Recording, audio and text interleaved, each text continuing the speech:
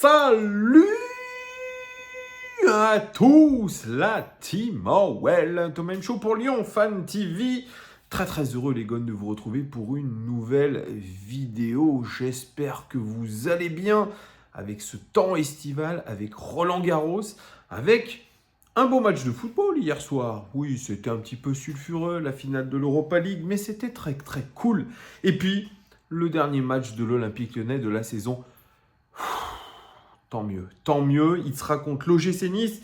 Et à cette occasion, lors du débrief, vous aurez l'occasion de gagner ce maillot. C'est le nouveau maillot de l'Olympique Lyonnais. Pour certains, il est très beau, pour d'autres, il est très moche. Mais en tout cas, il est à gagner sur cette chaîne. C'est très simple pour y participer. Vous devez aller dans l'onglet communauté de la chaîne. Vous devez liker le post. Vous devez être abonné à cette chaîne et puis commenter. Vous pouvez mettre autant de commentaires que vous le voulez.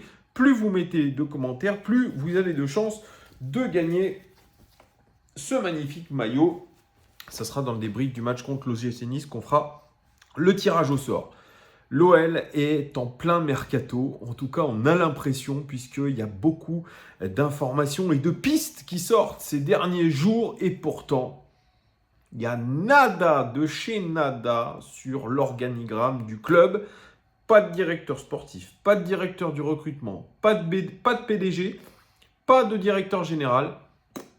Pour l'instant, on ne sait pas ce que font les nouveaux propriétaires. On ne sait pas ce que fait John Textor. Est-ce que ça va être annoncé dès la fin du championnat? Ça serait bien. En tout cas, tout le monde est en train de s'impatienter. Même Franck Passy, qui remplaçait Laurent Blanc en conférence de presse, était un petit peu inquiet. Ils aimeraient bien que ça aille plus vite. Chose qui, pour l'instant, n'est pas à l'ordre du jour. Ou en tout cas, on ne sait rien. Pourtant, comme je vous l'ai dit, il y a des pistes au niveau du mercato. J'en ai déjà parlé un petit peu sur cette chaîne. Dès qu'il y a une piste, même si elle est peu crédible, j'en parle quand même. Et aujourd'hui, je vais vous parler de deux pistes parce que ce sont les deux pistes qui sont apparues aujourd'hui. Alors, est-ce que ce sont les pistes qui étaient ciblées par l'ancienne direction du recrutement avec Bruno Chéroux, avec la cellule de scouting, ou alors est-ce que vraiment on est en train de chercher des choses pour la saison prochaine? Là, on a eu une information tout à l'heure, ça a été relayé sur pas mal de médias, l'équipe, Foot Mercato, ce que vous voulez. C'est une information assez étonnante, c'est le média portugais O Diogo qui dit que l'Olympique Lyonnais aurait, j'utilise bien le conditionnel, aurait formulé une offre de 3,5 millions d'euros pour acquérir le gardien de Portimonense, le 15e de Liga NOS. C'est le japonais Kosuke Nakamura, un portier japonais, les amis. Vous avez bien entendu, même un portier, un gardien. Ça paraît quand même assez ubuesque parce que nous avons sous contrat Anthony Lopez, Kenny Bonnevie, Rémi Rioux, Julian Pollersbeck qui est en prêt du côté de Lorient, et nous avons fait signer en professionnel Mathieu Patouillet. Ça fait 5 gardiens pour un poste. Ça fait quand même assez flipper, sachant que la plupart de nos gardiens, notamment les remplaçants, sont en contrat jusqu'en 2024.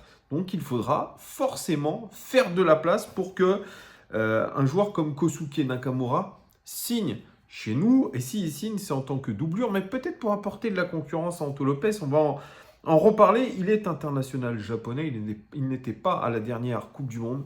Il était, je crois, comme mon frère m'a dit, parce que mon frère suit énormément le football japonais et les joueurs japonais. Il a regardé beaucoup par le passé la J-League, le championnat japonais, parce qu'il évoluait avant Kosuke Nakamura en J-League.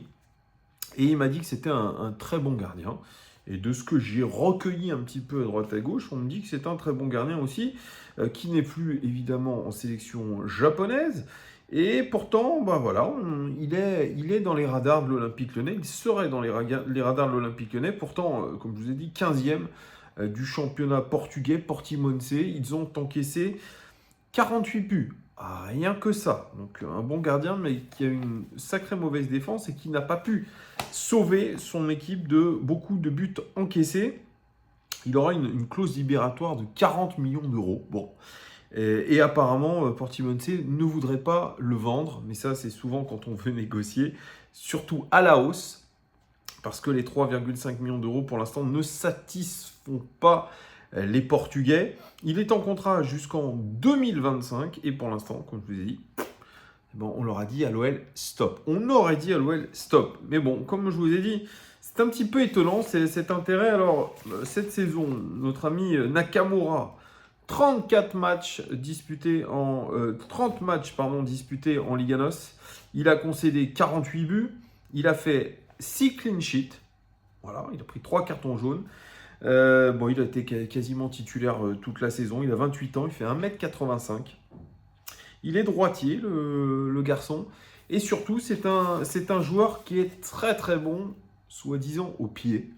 Voilà, c'est un gardien moderne. Vous savez ce que recherchait un petit peu Peter Bosz avec Onana quand il a essayé d'aller le chercher, parce qu'il voulait un joueur qui participe, un gardien qui participe au jeu de son équipe, notamment au jeu de relance, ce qui manque peut-être un petit peu à Anthony Lopez. Et pourtant, il a travaillé ce jeu de relance, mais on a vu que cette saison, ça a été quand même assez moyennasse.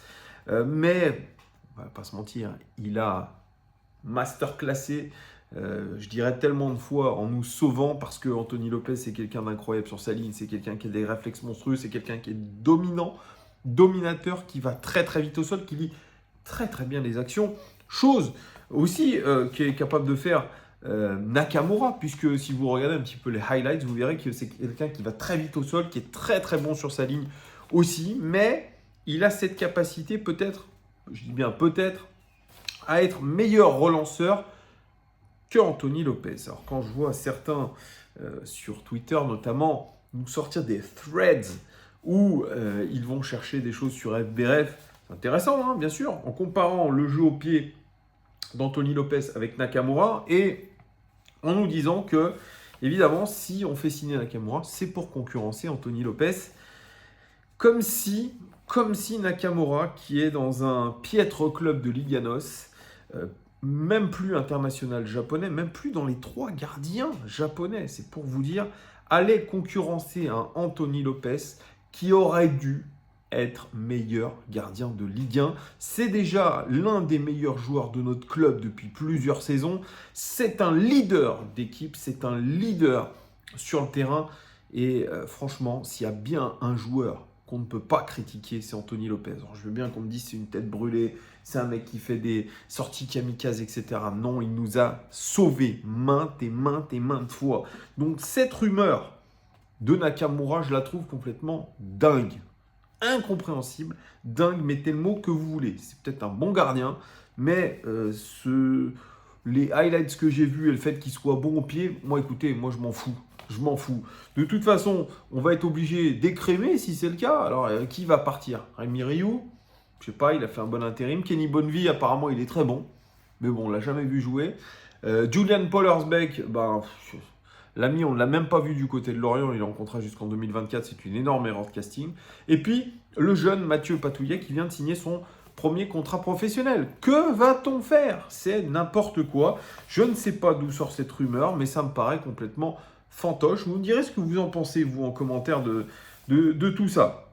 Bref, deuxième rumeur du jour, et celle-là, elle vient quand même un petit peu faire plaisir, parce que c'est un joueur qui est né à Lyon. C'est un joueur qui, on m'a dit, était formé à l'OL. J'ai pas trop eu de traces, peut-être dans les petites catégories. Il s'agit du meilleur buteur de Ligue 2, élu meilleur joueur de Ligue 2 par les trophées UNFP de la honte. C'est le Géorgien Georges Mikotadze. Et oui, il joue du côté de Metz. Et cette saison, c'est 23 buts avec le FC Metz et 8 passes décisives, ce qui est absolument incroyable. Georges Mikotadze, qui est un jeune joueur, âgé de 22 ans hein, quand même, c'est très jeune, il fait 1m76, il est international géorgien, souvent appelé par Willy Sagnol, le sélectionneur de la Géorgie. Il est au club depuis 2020 et sa cote a complètement explosé vu le championnat qu'il est en train de faire. Et puis il avait fait un geste qui nous avait tous plu en tant que supporter de l'OL. Quand il avait marqué à Geoffroy Guichard, il avait fait le 6-9 avec ses 2 mains. Et il a dit, franchement, je m'en fous de provoquer. Moi, c'est parce que j'ai l'OL dans le cœur. Il nous avait fait une sorte de déclaration d'amour qui nous avait fait beaucoup plaisir.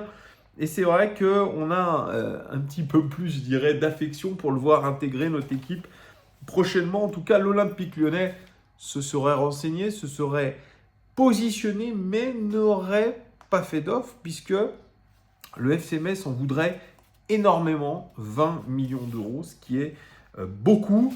Alors je vous raconte un petit peu globalement qui il est, cet ami Mikotadze, le fameux Georges dit Guillot, parce qu'on dit comme ça. Je crois que s'il y avait des Géorgiens qui regardent cette chaîne, vous me direz, mais je crois que Georges dit Guillot en géorgien. Voilà. Vous en apprenez tous les jours.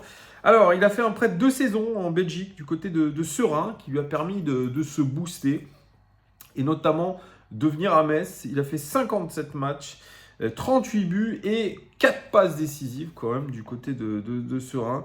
Et c'était ce moment-là pour aller du côté de Metz. Aujourd'hui, il est meilleur buteur de Ligue 2. Il est en pointe, et notamment avec un entraîneur qui a révélé au monde entier Cristiano Ronaldo quand il était entraîneur du Sporting. C'est l'entraîneur hongrois Laszlo Bologna. Il a quand même rapidement gagné la confiance de son entraîneur. Je vous ai dit hongrois, c'est un roumain. Et oui, je ne peux pas me tromper comme ça. Il avait fait, sur ses 6 premiers matchs de Ligue 2, il a fait 4 buts et 4 passes décisives. C'était un départ déjà pas mal. Et puis ensuite, il a eu 7 matchs de disette juste avant la Coupe du Monde au Qatar.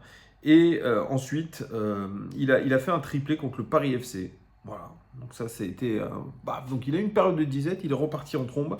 Et surtout, c'est peut-être pas mal grâce à lui aujourd'hui, un petit peu comme Alex Lacazette pour nous maintenir à flot.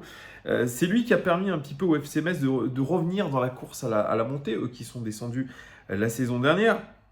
Ses seuls buts ont permis au club messin de récupérer quand même la bagatelle de 34 points, ce qui est absolument énorme.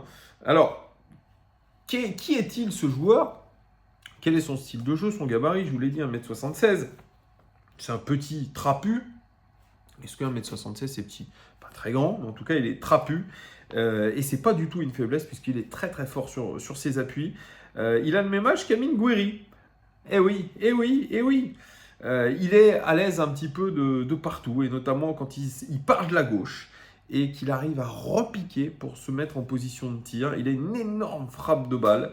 Il participe aussi très très bien au jeu, notamment pour faire sortir les défenseurs adverses ou décaler ses ailiers.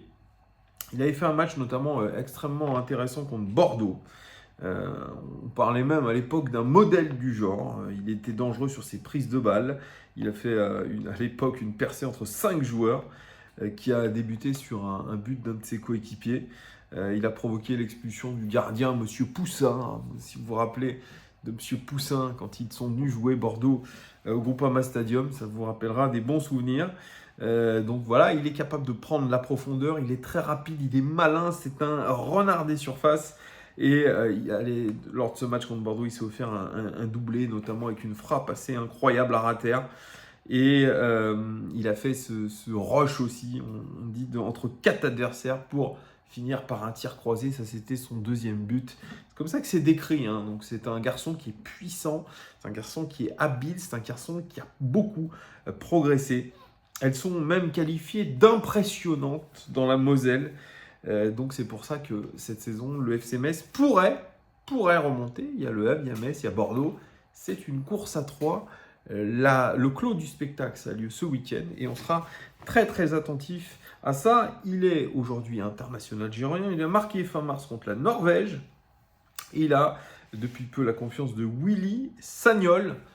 Pas mal du tout. Alors, qu'est-ce que dit Laszlo Bologna, l'entraîneur roumain, sur Mikotadze? Alors, il a réalisé une saison courageuse, bien qu'il y ait également des choses à rectifier. Nous sommes assez proches et je peux le critiquer, tout comme le féliciter.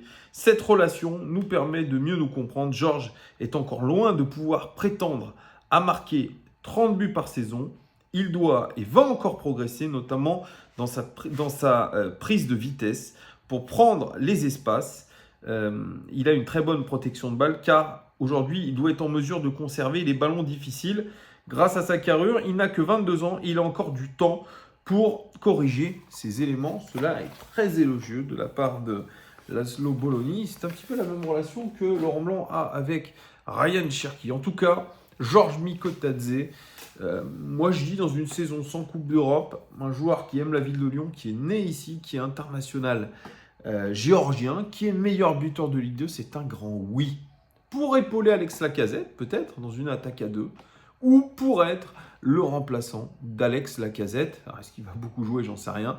On verra, ça dépendra de tout ça. Après, si c'est 20 millions d'euros, les amis, je peux vous dire qu'on ne les mettra pas et que c'est cher payé. Alors, nous sommes en concurrence, si jamais nous rentrons dans la danse, avec des clubs anglais comme Wolverhampton, comme Aston Villa, notamment. Donc, il y aura une concurrence des clubs anglais. Et on sait que quand les clubs anglais mettent le chèque, ça fait souvent la différence. Donc, en tout cas, pour moi, c'est une bonne piste. Vous me direz, vous, ce que vous en pensez. Est-ce que c'est une bonne idée, les amis, de vouloir recruter ce fameux Georges Mikotadze? Les gars, merci beaucoup de votre fidélité. Merci de nous suivre de plus en plus nombreux. Je vous dis à très très vite pour de nouvelles aventures. Ciao!